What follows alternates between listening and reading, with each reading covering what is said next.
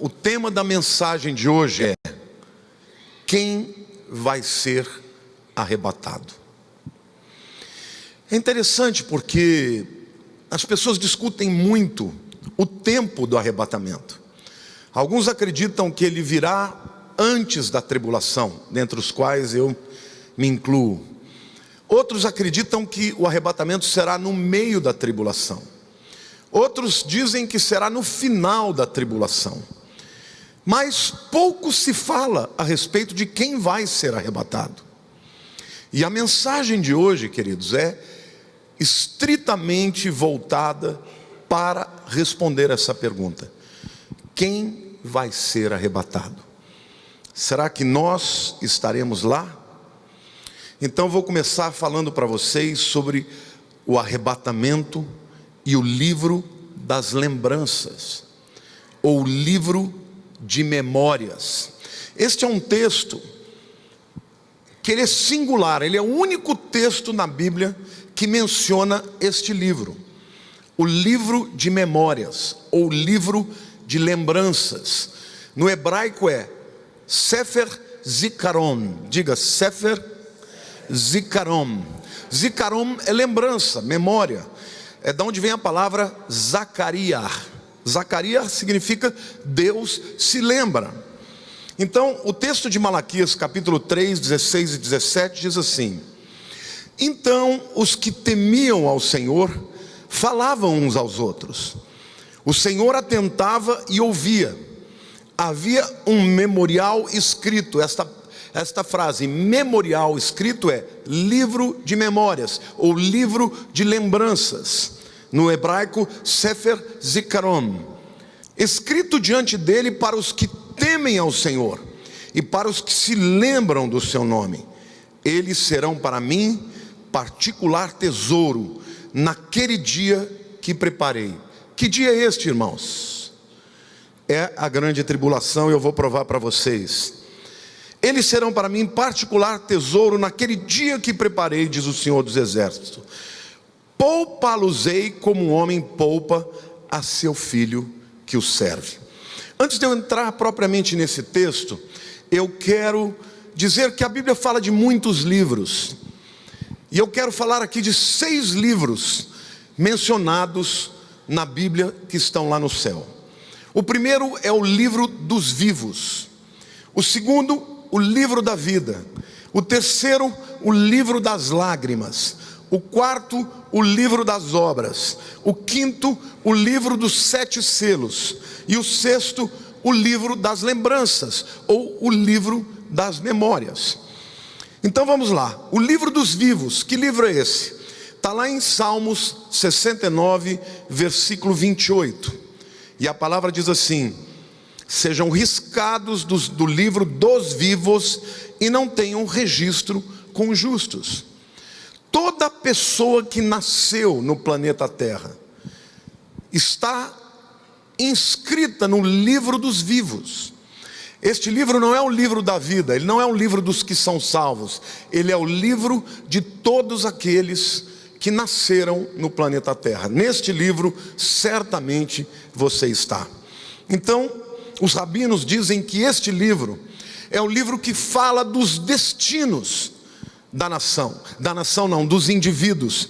Lá no Salmo 139, versículo 16, Davi fala um pouco sobre isso. Ele diz assim: os teus olhos me viram a substância ainda informe, e no teu livro foram escritos todos os meus dias, cada um deles escrito e determinado, quando nenhum deles havia ainda. Portanto, o livro dos vivos é o livro em que o indivíduo nasce no planeta Terra, ele já tem o seu nome inscrito, e neste livro está dizendo quantos dias a pessoa vai viver, qual o propósito de Deus para a vida dela. O segundo é o livro da vida do Cordeiro, que está lá em Filipenses capítulo 4, versículo 3. A ti, fiel companheiro de jugo, também peço que as auxilies, pois juntas se esforçaram comigo no Evangelho, também com Clemente e com os demais cooperadores meus, cujos nomes se encontram no livro da vida. O livro da vida só está inscrito quem confessou a Jesus como Senhor e Salvador da sua vida. Quantos aqui já confessaram a Jesus como Senhor e Salvador? Você está inscrito então no livro da vida. Amém? O terceiro livro é o livro das lágrimas. Salmo 56, versículo 8 diz assim: contaste os meus passos quando sofri perseguições, recolhestes as minhas lágrimas no teu odre, não estão elas inscritas no teu livro? Então, os rabinos acreditam que há um livro onde todas as nossas lágrimas, as nossas dores, os nossos sofrimentos estão inscritos. E até eles afirmam que o número de lágrimas que Deus permite que cada ser humano sofra está ali também. O quarto livro é o livro das obras. Apocalipse 20, 12 diz assim: vi também os mortos, os grandes e os pequenos, postos diante do trono. Aqui é o juízo final, diante do trono branco. Então se abriram livros, diga plural. Ainda outro livro, o livro da vida foi aberto, e os mortos foram julgados segundo as suas obras, conforme o que se achava escrito nos livros. Então, literalmente, o texto está dizendo que as obras de cada um são escritas em livros de obras, são plurais. Aqui é um plural porque, imagine escrever todas as obras de todos os seres humanos ao longo da história. Tem que ter muitos livros, eles serão abertos no dia do juízo. O quinto livro é o livro dos 7 selos. Quando nós falamos sobre os 4 cavaleiros do Apocalipse, nós falamos de cada selo que era aberto. Mas a verdade é que no capítulo 5, versículo 1, nós aprendemos que este é um livro. E o livro naquele tempo, ele era na verdade um rolo, né?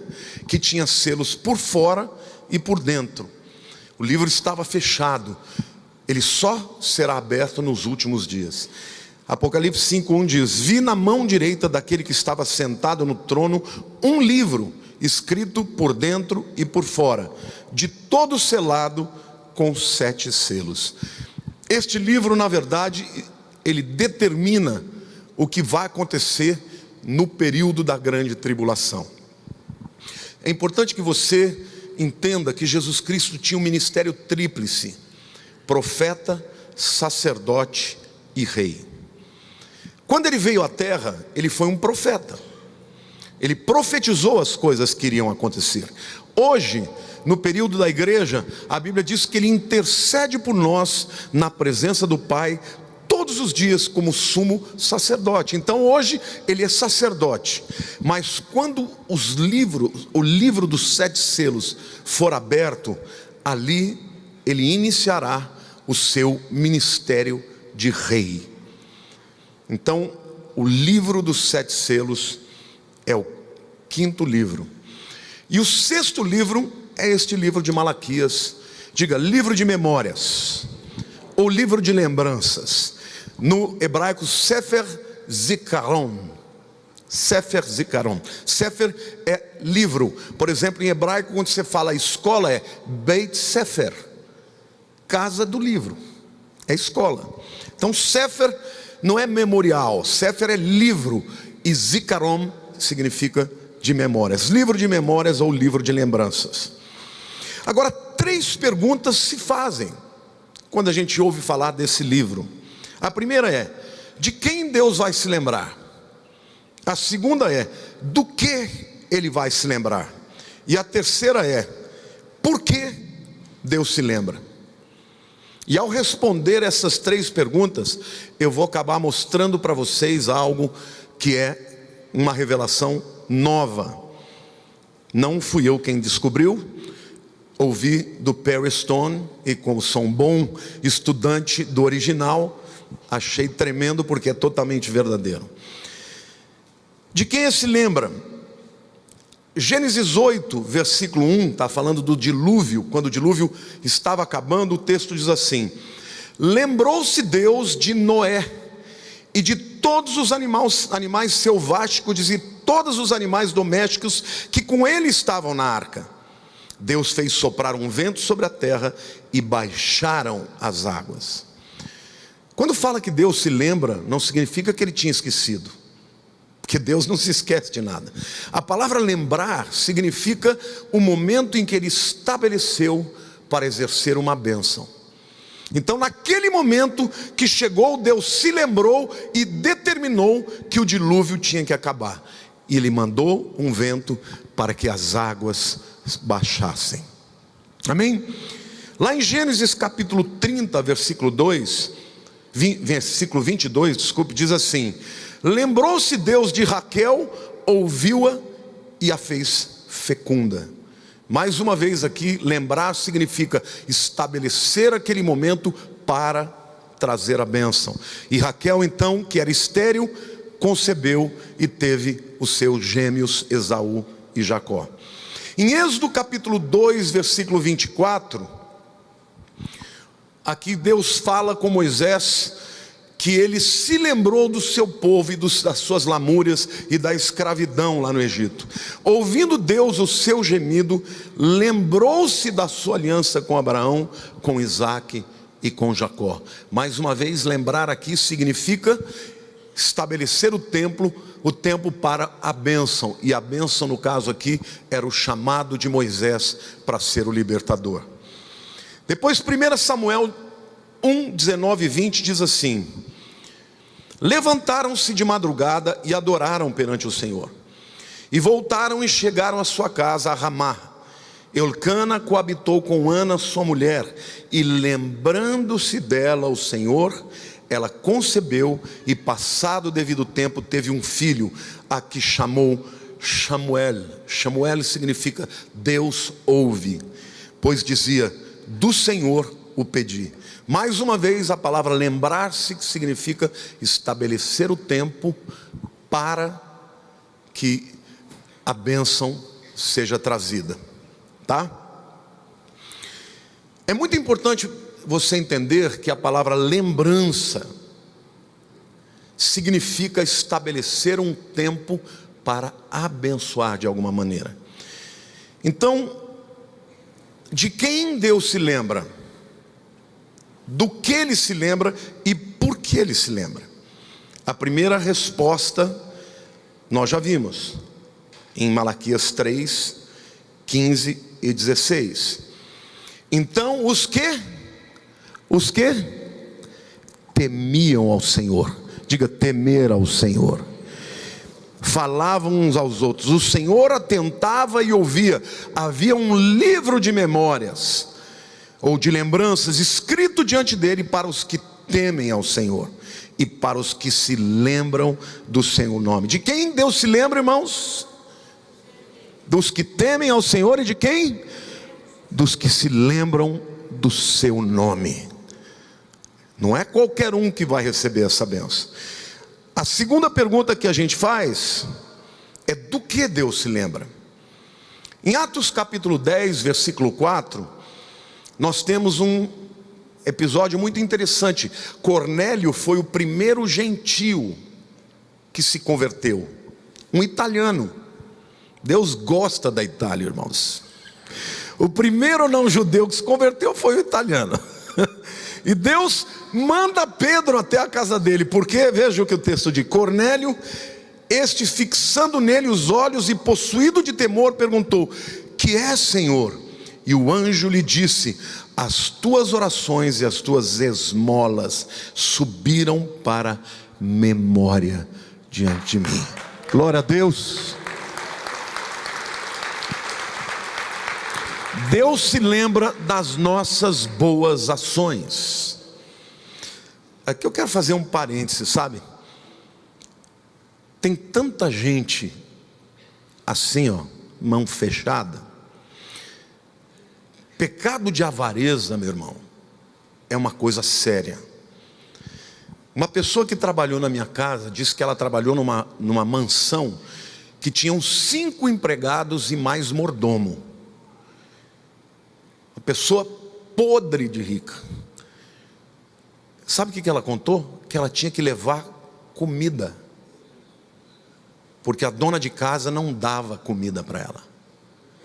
Todos os empregados tinham que trazer comida de casa. Você conhece alguém assim? Deixa eu dizer uma coisa para você. Se você é uma pessoa avarenta, o dinheiro para você é um Deus. Deus não tem prazer no avarento. O generoso pode ser até pobre. Existem pessoas que são pobres, que quando recebem uma cesta básica, dividem com os pobres que estão ao seu redor. E existem ricos que têm dinheiro para 5 gerações e são incapazes de ajudar o seu semelhante. A avareza não combina com arrebatamento. Os avarentos não vão subir.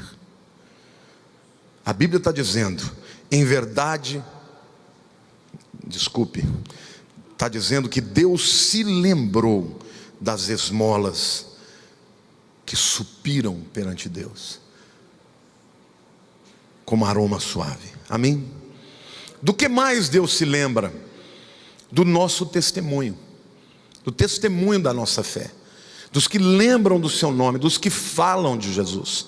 Lucas 23, 42 e 43 diz assim, aqui a cena é o ladrão que está na cruz, morrendo, ele não teve tempo para fazer nada.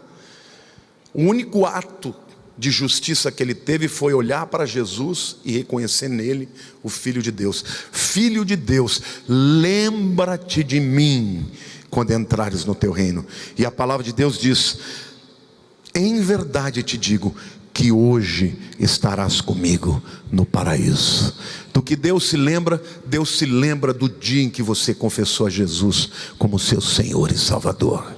Deus se lembra quando você fala para as pessoas que não conhecem a Jesus, que Ele é o caminho. Deus se lembra quando você fala na célula. Deus se lembra quando você traz um amigo para o culto para ouvir a palavra e diz, Deus fez na minha vida, pode fazer na sua vida também. Amém, irmãos? Então vamos pregar a palavra, porque Deus vai se lembrar disso. Mas a terceira pergunta que eu faço, que é necessário fazer para que nós tenhamos a resposta é, para que Ele se lembra? E o texto, eu vou ler de novo, Malaquias 3, 16 e 17, porque você vai ver que ele responde para que ele se lembra. Então os que temiam o Senhor falavam uns aos outros, o Senhor atentava e ouvia. Havia um livro de memórias escrito diante dele para os que temem ao Senhor e para os que se lembram do seu nome. E aí ele diz, eles serão para mim particular tesouro. Naquele dia que prepararei, diz o Senhor dos exércitos. E aí ele fala, poupá-los-ei como um homem poupa a seu filho que o serve. Para que Deus se lembra? Para poupá-lo do dia de juízo que ele preparou. E eu quero mostrar para vocês, porque uma das maneiras de você entender é olhar o contexto. Será que o livro de Malaquias está falando da volta de Jesus, está falando do juízo que virá? Então abra lá, leia Malaquias capítulo 4, versículo 1, é no mesmo contexto, e a Bíblia diz, pois eis que vem o dia, e arde como a fornalha, todos os soberbos e todos os que cometem perversidade serão como restolho, o dia que vem os abrasará, diz o Senhor dos exércitos, de sorte que não lhes deixará nem raiz nem ramo. Esta expressão, o dia do Senhor, em todo o Velho Testamento, fala desse período de juízo chamado de a grande tribulação. E a prova cabal para isto está no versículo 5 do capítulo 4. E o texto diz assim, Malaquias 4, 5. Eis que eu vos enviarei o profeta Elias, antes que venha o grande e terrível dia do Senhor. Queridos, a vinda de Elias, todo judeu, confesso, ele sabe que o Elias virá antecipando a vinda do Messias. Você sabe que todo judeu, quando celebra a Páscoa, eles deixam uma cadeira vazia Porque eles dizem: vai que Elias vem, agora ele será recebido. Isso é tão claro na Bíblia, porque lá no livro de Apocalipse, Deus fala que vai levantar duas testemunhas. Uma dessas duas testemunhas certamente é Elias. Primeiro, porque está profetizado no Velho Testamento. Segundo, porque ele não morreu. E essas duas testemunhas são pessoas que provavelmente não tenham passado pela morte. Alguns dizem que é Elias e Enoque, porque não morreu. Outros dizem que é Elias e Moisés, porque ninguém sabe o que foi feito do corpo dele, embora ele tenha morrido. Talvez tenha havido algo sobrenatural para que Deus mantivesse o corpo dele, não sei. O fato é que ninguém tem dúvidas que Elias estará presente. Ou seja, quando Malaquias está falando do grande dia, do terrível dia que virá, que será antecipado por Elias, está falando da grande tribulação. Então não há dúvida que Deus está dizendo aqui: olha, eu vou me lembrar deles, dos que me temem, que confessam meu nome. Para quê? Para poupá-los, como um pai poupa o seu filho que o serve. Então vejam o que a Bíblia está nos dizendo: que nós seremos poupados do grande e do terrível dia do Senhor. Amém ou não? Glória a Deus. Você pode aplaudir o Senhor?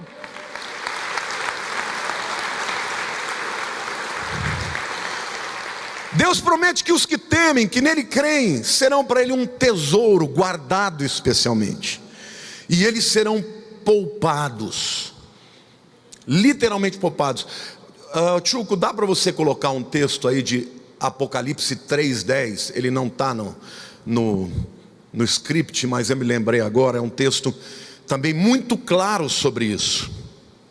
Porque guardaste a palavra da minha perseverança, também eu te guardarei da hora da aprovação que há de vir sobre todo mundo, sobre o mundo inteiro, para experimentar os que habitam sobre a terra.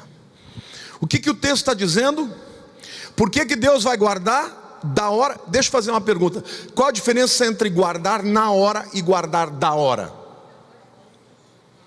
Na hora significa que Deus vai te guardar no meio da tribulação, sim? E da hora, no grego é ektu, literalmente é tirar para fora. Eu vos guardarei da hora, da grande provação, da grande tribulação que há de vir sobre todo mundo. Aqui não tem dúvida que está falando da grande tribulação. Mas Deus está falando que vai guardar todo mundo? Quem que Ele vai guardar? Porque guardaste a minha palavra. E aqui eu quero fazer uma afirmação, começar a fazer uma afirmação. E eu confesso a vocês que eu mudei a minha opinião, porque eu acreditava que todo crente confesso ia subir. Hoje eu não creio mais assim. E eu vou mostrar para vocês, com muitos textos na Bíblia, que o arrebatamento não é privilégio dos salvos. Você pode estar salvo e não ser arrebatado. O arrebatamento é um privilégio de quem guarda a palavra de Deus. E eu ouso afirmar que no dia do arrebatamento muita gente vai ficar surpresa, porque vai dizer: eu achei que eu ia subir e não subi.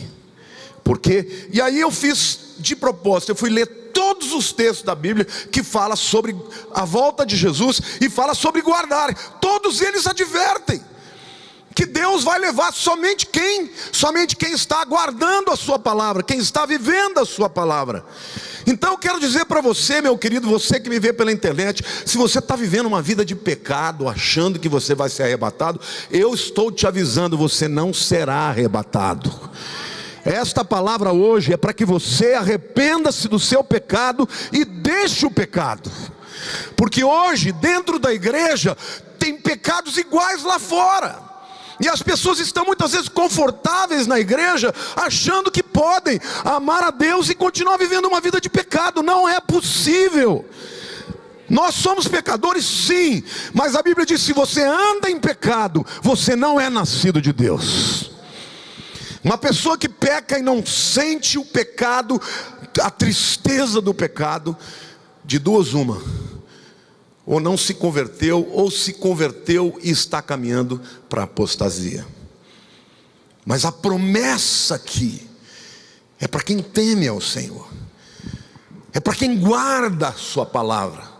E aí alguém vai dizer: não, mas essa carta foi escrita para Filadélfia. Filadélfia é escrita para um outro período da igreja. Deixa eu dizer uma coisa para vocês: em todas as 7 cartas do Apocalipse, quando o Espírito termina, ele diz: quem tem ouvidos, ouça o que o Espírito diz às igrejas.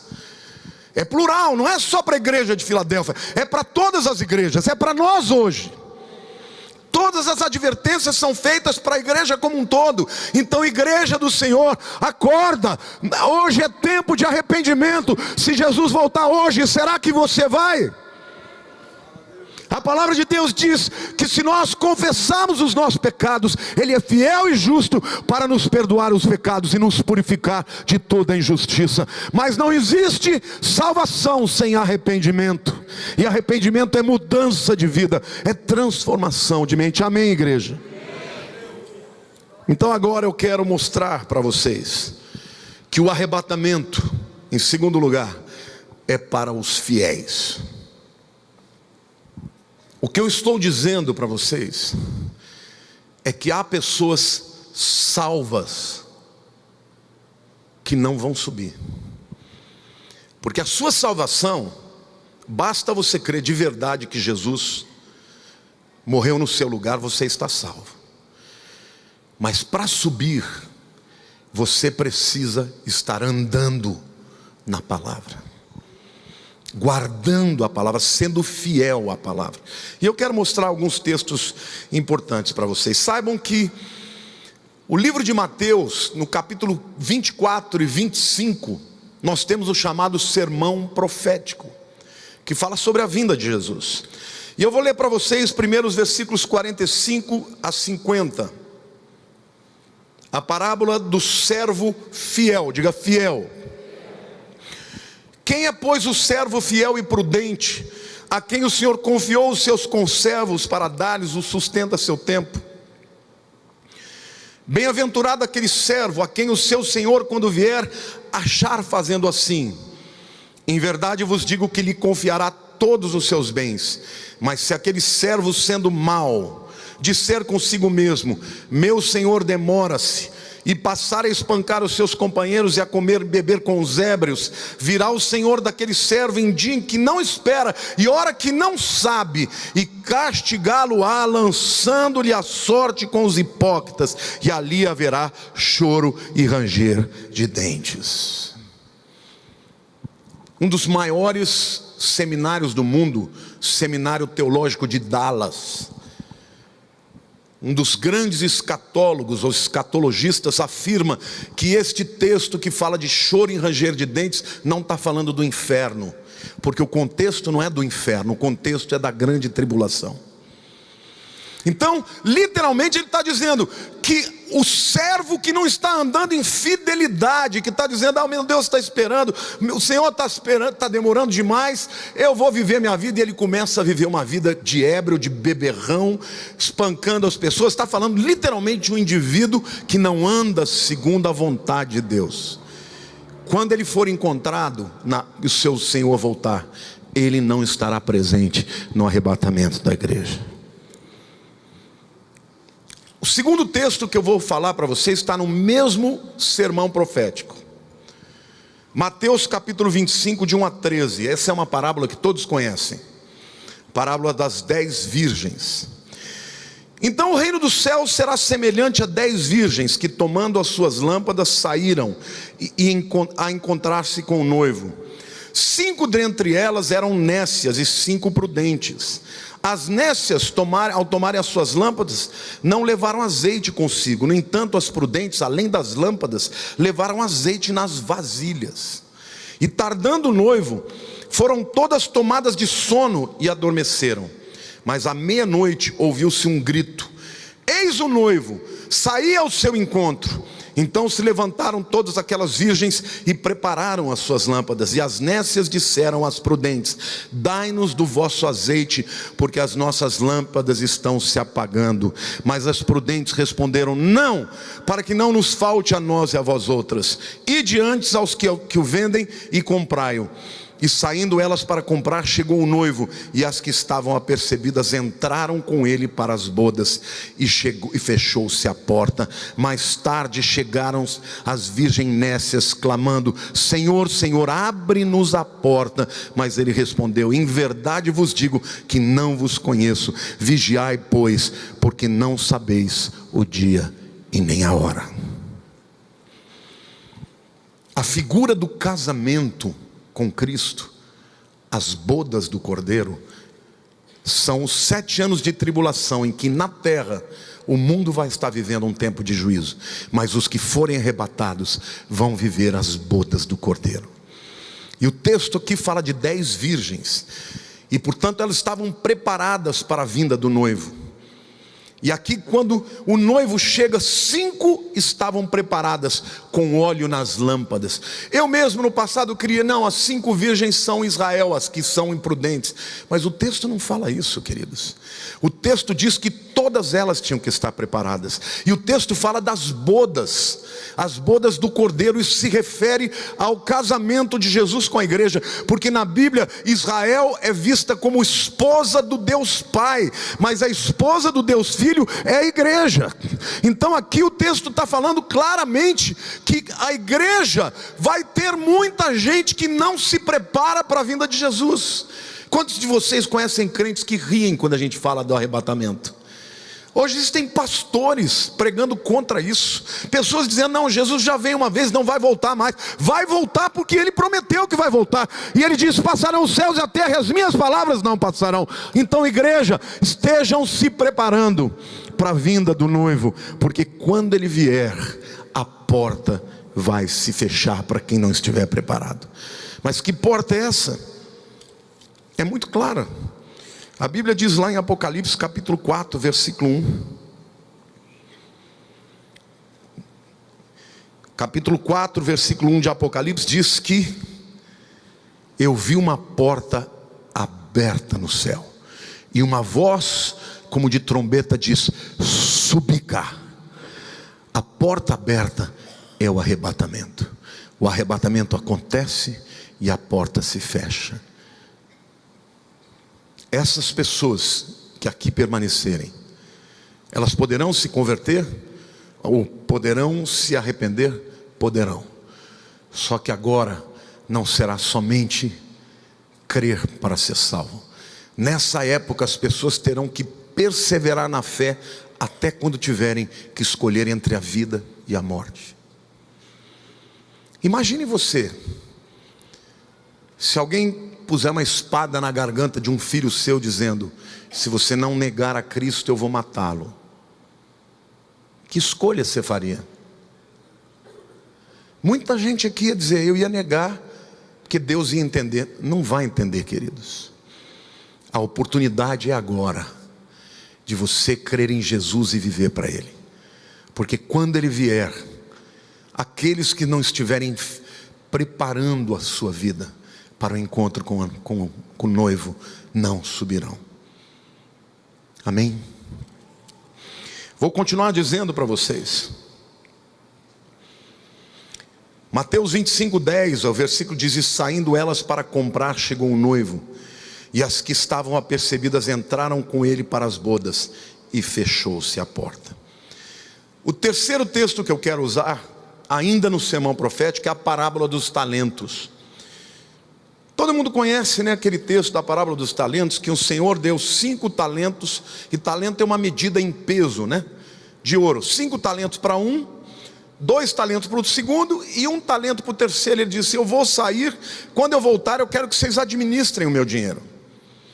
A Bíblia diz que o que recebeu 5, trabalhou e produziu mais 5 de lucro, e entregou para o seu senhor. O que produziu 2, produziu mais 2 e entregou para o seu senhor. E o que produziu 1, pensou assim: não, mas o meu senhor é severo, ele colhe onde não semeia, ele é duro, eu vou enterrar esse dinheiro. E quando ele volta, ele enterra o talento e ele entrega somente o talento enterrado para Deus. E aí eu quero que você leia comigo lá em Mateus 25, a partir do versículo 20, viu, Tchuco? Porque eu já contei essa parte da história, eu vou ler o que importa agora. Então, aproximando-se o que recebera 5 talentos, entregou outros 5, dizendo: Senhor, confiaste-me 5 talentos, eis aqui outros 5 talentos que ganhei. Disse-lhe o Senhor: muito bem, servo bom e fiel, foste fiel no pouco, sobre o muito te colocarei, entra no gozo do seu Senhor. E aproximando-se também o que recebera 2 talentos, disse: Senhor, 2 talentos me confiaste, aqui tens outros 2 que ganhei. Disse-lhe o Senhor: muito bem, servo bom e fiel, foste fiel no pouco, sobre o muito te colocarei, entra no gozo do teu Senhor. Este gozo do teu Senhor está no mesmo contexto do capítulo inteiro, também está falando do arrebatamento, irmãos. Aí seguindo, chegando por fim o que receberam 1 talento, diz: Senhor, sabendo que és homem severo, que ceifas onde não semeaste e ajuntas onde não espalhaste, receoso, escondi na terra o teu talento, aqui tens o que é teu. Respondeu-lhe, porém, o Senhor: servo mau e negligente, sabias que ceifo onde não semeei e ajunto onde não espalhei.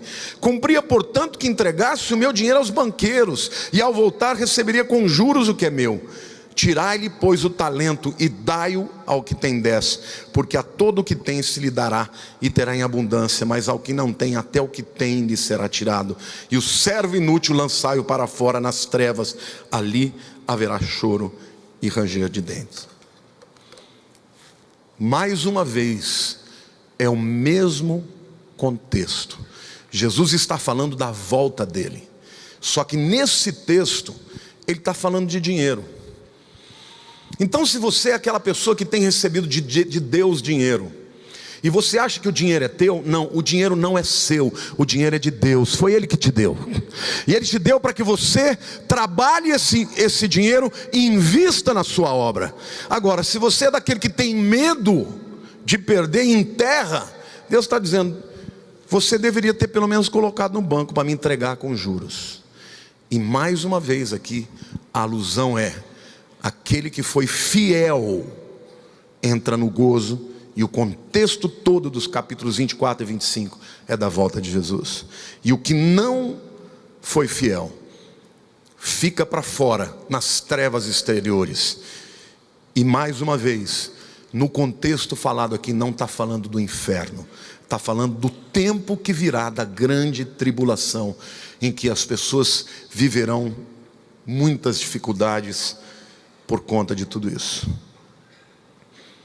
Então, meus queridos, para quem que é o arrebatamento? Para quem? Diga: para os fiéis. Não é só os que creem, é para os fiéis. Eu vou além ainda, não acabei não, ainda tem mais texto aqui para vocês verem. Quantos aqui sabem que a promessa de João capítulo 14 se refere a um casamento? Quando Jesus chega para os discípulos e fala: olha, não se turbe o vosso coração, crede em Deus, crede também em mim. Na casa do meu pai há muitas moradas, se assim não fora, eu não vou-lhe teria dito. Eu irei e prepararei-vos lugar, para que onde eu estiver, vós estejais também. E ele diz: eu vou preparar-vos lugar, mas voltarei para vós outros. A figura de João 14 é literalmente a figura do casamento do judeu. Eu já falei para vocês que quando o homem judeu ele pedia uma moça em casamento, ele tinha que levar 2 coisas: uma garrafa de vinho, e tinha que escrever um testamento, falando literalmente o que ele ia fornecer para a noiva. Quando Jesus estabeleceu a ceia, ele disse que ele estava fazendo uma nova aliança, aliança de casamento com a igreja. Quando ele tomou o vinho, na verdade eram 4 cálices, ele tomou 3, porque o último cálice é o cálice da celebração. Esse ele não tomou, ele disse: só vou tomar de novo quando eu vier, quando o povo clamar Baruch Rabá, Baruch rabá Beshem Adonai, bendito o que vem em nome do Senhor. Somente quando ele for invocado assim, ele estará voltando. Mas neste casamento, o testamento é o Novo Testamento, é a promessa do que ele vai fazer para a igreja, a sua noiva. Então nesse capítulo de João 14, ele mais uma vez está falando para a igreja: eu vou para o Pai e eu vou voltar. Ele está falando para a igreja aqui, viu, irmãos? Ele está falando para os discípulos, ele não está falando para Israel. Aqui ele está falando para gente que já se converteu, que eram dele, aqueles que iam multiplicar a sua palavra. E ele diz lá em João capítulo 3 isso: e quando eu for e vos preparar lugar, voltarei e vos receberei para mim mesmo, para que onde eu estou estejais vós também. No versículo 15 ele diz assim, do mesmo capítulo: o que você espera, o que um noivo espera da noiva? Que o ame. Ele diz: se me amais, guardareis os meus mandamentos. No capítulo 15, está no mesmo contexto, no versículo 7, ele diz assim, aqui ele está falando da videira verdadeira, ele diz: se permanecerdes em mim e as minhas palavras permanecerem em vós, pedireis o que quiserdes e vos será feito. Para quem Jesus vem, irmãos? Para os fiéis. Para os fiéis. Confessar a Jesus traz salvação, mas entrar no arrebatamento, a promessa dos que estão escritos no livro da lembrança, é para os que temem ao Senhor e guardam os seus mandamentos. Salvação é de graça, mas esse privilégio de não passar pela tribulação não é só para os salvos, é para os que são fiéis. Aí você vai me dizer assim: pastor, mas como é que eu posso ter certeza? É simples. Abandona o pecado que você está vivendo, porque se você estiver vivendo uma vida de pecado, você não vai subir. E quando acontecer, não diga que você não ouviu, porque a palavra de Deus está sendo clara aqui, irmãos. Em todos os textos que ele fala da volta, ele diz: se prepare, seja fiel. Eu pergunto para vocês aqui, quem está noivo aqui? Tem alguém que está noivo? Não é possível, uma igreja desse tamanho não tiver noivo. Como é que você chama, meu jovem? Olavo? Nicolau, sabe o que Nicolau significa, né? Povo vencedor. Você deve ser vencedor em nome de Jesus. Como é que chama essa jovem bonita? A Kátia. Eu tenho certeza que vocês são fiéis, tá? Um ao outro. Mas imagine, Nicolau, se a Kátia falar: eu quero casar muito com o Nicolau, mas eu não quero ser fiel a ele. Porque hoje tem esse negócio de relação aberta, né? O que você faria, Nicolau? Tchau. Sim ou não? Você não quer que a tua esposa seja fiel a você? Você não quer que teu marido seja fiel a você? Querido, se o teu namorado está te traindo, pula fora, porque ele vai te trair depois. Se não está traindo agora, imagine depois. Então eu estou dizendo aqui para você que é marido, para você que é esposa, que está, traindo o seu marido às escondidas. Ele pode não estar vendo, ou traindo a sua esposa escondida, mas Deus está vendo. E quando Jesus está falando que ele vem para os fiéis, ele está dizendo sim, que quem vive uma vida de pecado abertamente não vai ser arrebatado. Ele está dizendo: eu voltarei, os que me amam guardam os meus mandamentos. Amém, irmãos? Então qualquer que seja o teu pecado, confesse o pecado, porque a Bíblia diz que aquele que confessa e deixa, o que encobre a transgressão nunca prosperará. O que confessa e deixa, misericórdia alcançará. Por que vocês acham que os judeus não vão subir? É o povo de Deus, é o povo escolhido de Deus, mas só vai ser arrebatado quem confessou a Jesus. E a gente sabe que na grande tribulação eles vão se converter como nação inteira, mas não vão ser libertos da grande tribulação. Por quê? Porque não foram fiéis. Então, a parábola de Lucas capítulo 12, versículo 35 a 37, diz o seguinte: cingido esteja o vosso corpo, e acesas as vossas candeias. Sede vós semelhantes a homens que esperam pelo seu Senhor. Mais uma vez ele está falando da vinda dele. Ao voltar ele das festas de casamento, para que quando vier e bater a porta, logo lhe abram. Bem-aventurados aqueles servos a quem o Senhor, quando vier, os encontre vigilantes. Em verdade vos afirmo que ele há de cingir-se, dar-lhes lugar à mesa, e aproximando-se os servirá. Quer ele venha na segunda vigília, que é mais ou menos entre meia-noite e 3 horas, quer na terceira vigília, entre 3 e 6, bem-aventurados serão eles, se assim os achar. Sabem, porém, isto: se o pai de família soubesse a que hora havia de vir o ladrão, vigiaria. Mais uma vez, na Bíblia há uma distinção entre o arrebatamento e a segunda vinda, porque o arrebatamento ninguém vai ver, vai ser nas nuvens, num piscar de olhos. A segunda vinda vai ser na terra. A primeira nas nuvens, a segunda na terra.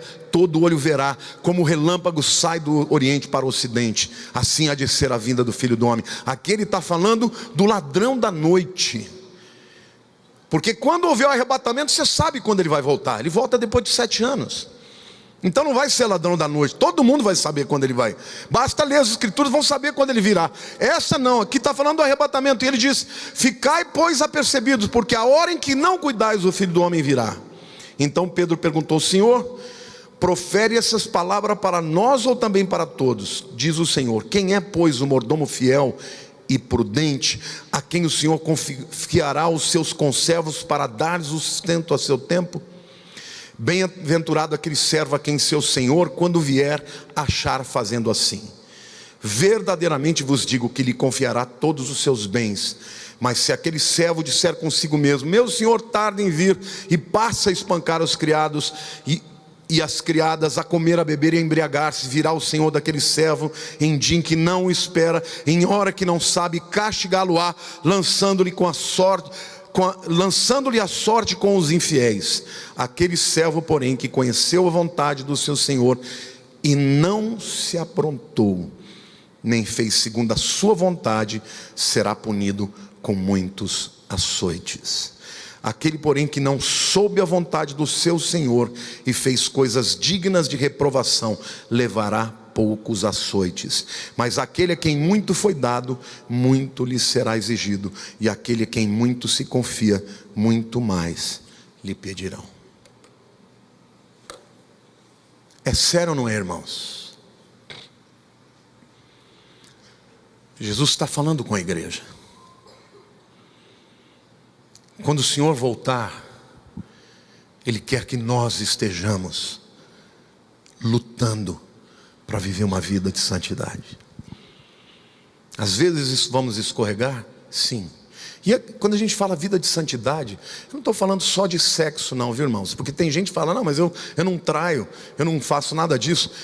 Mas querido, se você é uma pessoa que odeia, se você é uma pessoa que vive com raiva dos outros, se você é uma pessoa que não perdoa, se você é uma pessoa avarenta, se você é um crente que só reclama, se você é uma pessoa que não dá testemunho, como você está se preparando para o seu noivo? Vocês não entenderam? Vocês têm o seu nome escrito no livro da vida. A Bíblia diz que as aflições desses tempos presentes são leves e momentâneas, e elas não hão de se comparar com o eterno peso de glória do Senhor. Crente que é crente tem que louvar a Deus. Está passando por tribulação, louva a Deus, porque vai chegar um momento que tudo isso vai passar, e se você for fiel ao Senhor, você vai receber a eternidade na presença do Senhor, que é aquele que te ama e que te salvou.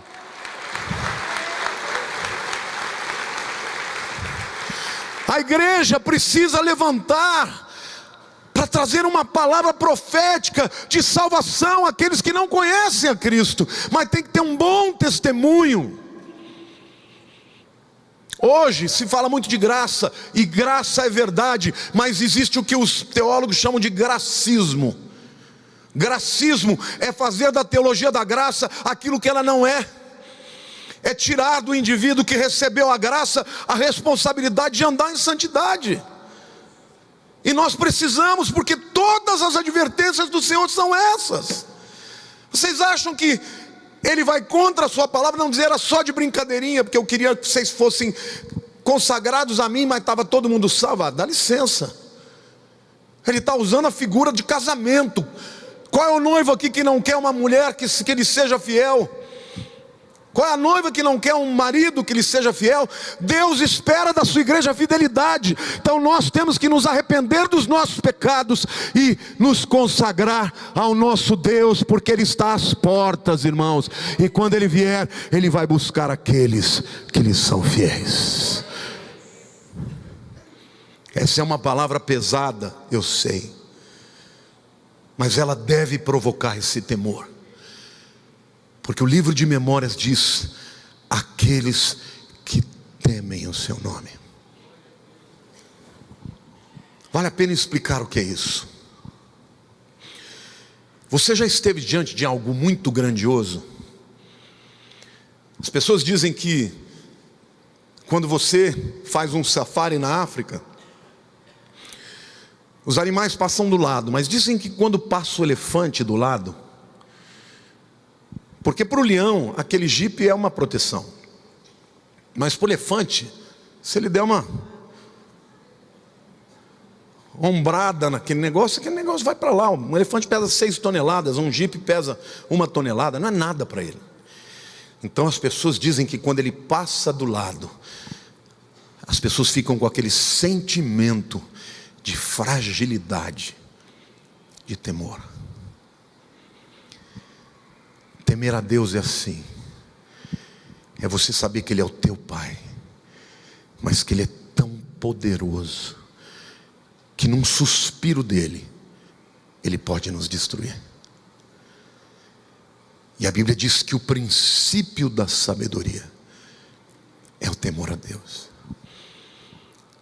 Hoje essa palavra é para que cada um de nós possa se arrepender de uma vida de levar Deus de qualquer jeito, como se Ele não merecesse toda a honra, toda a glória das nossas vidas. Eu quero terminar essa palavra dizendo o que garante que nós vamos estar presentes no arrebatamento. Em primeiro lugar, reconheça Jesus como o único Salvador, porque todo aquele que invocar o seu nome será salvo. Mas a salvação te livra do inferno, mas não te livra da grande tribulação. O texto de Apocalipse 3:10 é claro: porque guardaram a minha palavra, eu vos livrarei da hora da grande tribulação de há de vir sobre todo mundo. Então, certamente vai ter um número extraordinário de crentes no dia do arrebatamento. E eu creio que nos últimos dias, talvez no último dia, o Espírito Santo vai trazer um grande temor para a igreja, e um espírito de quebrantamento e de arrependimento. E toda vez que alguém confessa o seu pecado genuinamente, é perdoado imediatamente. Hoje eu quero dizer para você: Jesus está voltando. Eu quero pedir a cada um de vocês agora, aqueles que puderem, que dobrem o seu joelho aí na sua cadeira mesmo. Essa é a oportunidade que você tem de pedir perdão a Deus pelos seus pecados. Talvez você tenha cadeias na sua vida, das quais você ainda não conseguiu se livrar. Mas clame pela misericórdia de Deus. Senhor Deus, que esta palavra encontre guarida nos corações de cada um de nós. Porque, Senhor, esse tempo que virá sobre o mundo será um tempo muito duro. Será uma tribulação como nunca houve, Senhor. Nós estamos vendo só o início, os princípios de dores. Mas será uma perseguição para o mundo inteiro, Senhor. E o Senhor quer salvar a tua igreja. O Senhor quer levar cada um de nós para viver contigo. Então, perdão, Senhor. Perdão, Senhor, por uma vida sem compromisso. Perdão, Senhor, por uma vida em que o pecado faz parte da tua igreja, quando não deveria fazer. Senhor, nós como a tua noiva, nós queremos nos preparar. Purifica as nossas vestes. Dá-nos vestes brancas, meu Deus. Senhor, não queremos brincar de ser crentes, queremos ser crentes de verdade. Espírito Santo, nós te pedimos, dá poder para vencermos o pecado, para testemunhar. Espírito Santo, santifica a tua igreja, Senhor, em todo o mundo, Pai.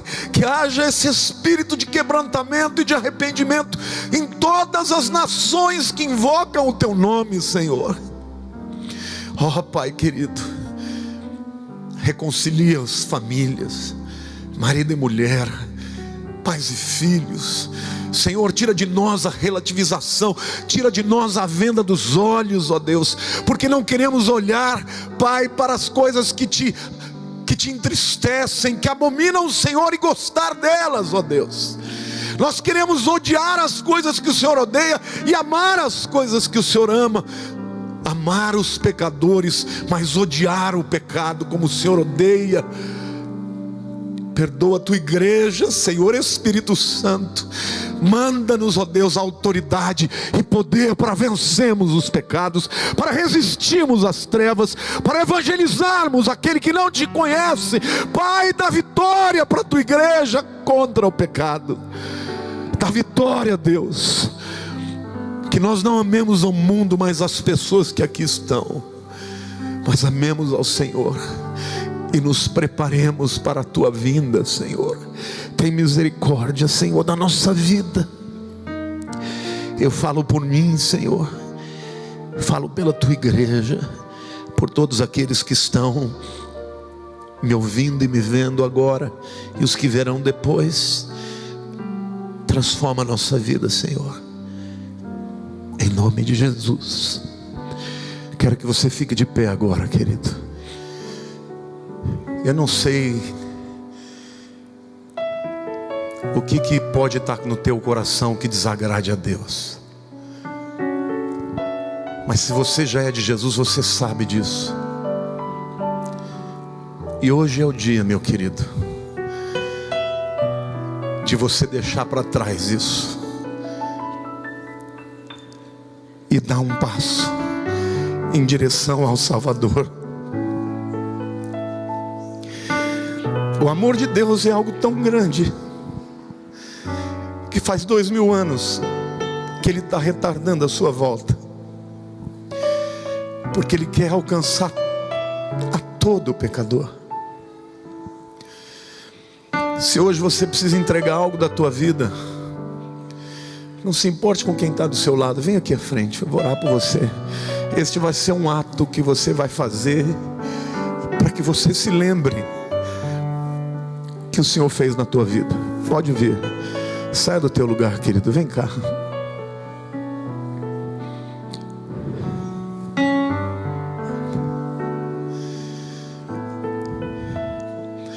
Podemos nos espalhar aqui pela frente.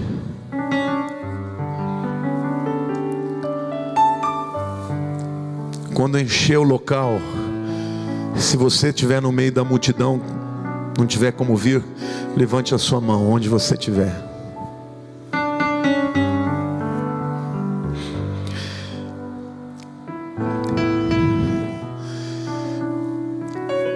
Deus quer dar para a sua igreja aquele novo coração, aquele amor, o primeiro amor que você tinha quando Jesus te emocionava, e que talvez você esteja tão amargurado que já não valorize o fato de que Ele te salvou. de que Ele te ama, que Ele escreveu o teu nome no livro da vida. Então põe a mão no teu coração e ore com o Senhor. Diga: Senhor meu Deus, hoje eu te peço perdão pela apatia, por um coração escuro, pela falta de adoração sincera, pelos pecados que o Senhor conhece que eu tenho cometido. Mas hoje, em nome de Jesus, eu faço jus da tua palavra que diz, Senhor, se confessarmos os nossos pecados, Tu és fiel para nos perdoar os pecados e nos purificar de toda injustiça. Diga: Senhor Jesus, Maranata, vou me preparar, Senhor, todos os dias da minha vida, como se o Senhor voltasse hoje. Perdoa-me, Senhor. Eu sei que o Senhor já me perdoou, mas hoje eu confesso, e a minha vida será diferente. Dá-me, Senhor, no meu lábio um novo canto, um espírito de louvor, de gratidão, para glorificar o Teu nome, em nome de Jesus. Queridos, eu queria dizer para vocês que Ele já os perdoou. Os tempos em que nós vivemos são maus. A igreja está tão preocupada em lutar contra si mesmo. Irmãos falando de irmãos, pastores falando de pastores. Enquanto isso, o mundo olhando de fora, escandalizado com a igreja. O evangelho é boa notícia. Nós não sabemos quanto tempo nós teremos. Vamos falar da boa notícia. Jesus é o mesmo ontem, hoje e eternamente. E Ele ainda salva, Ele ainda cura, ainda liberta. Então, igreja do Senhor, vamos falar do Senhor até que Ele volte. Até que Ele volte. Vamos deixar para o juiz ser juiz. Não queira ser juiz de ninguém. Nós não podemos julgar sem um juízo temerário, sem um juízo parcial. Conhecemos parte. Por isso vamos viver para Ele. Sabe quando a noiva se prepara para aquele grande dia? É assim que nós devemos viver. Amém. Igreja, levante a mão para o céu. Diga: Senhor, obrigado pelo perdão dos pecados. Obrigado porque o meu nome está escrito no livro da vida. Eu quero me preparar, Senhor, a partir de hoje, para a tua vinda, em nome de Jesus. Amém.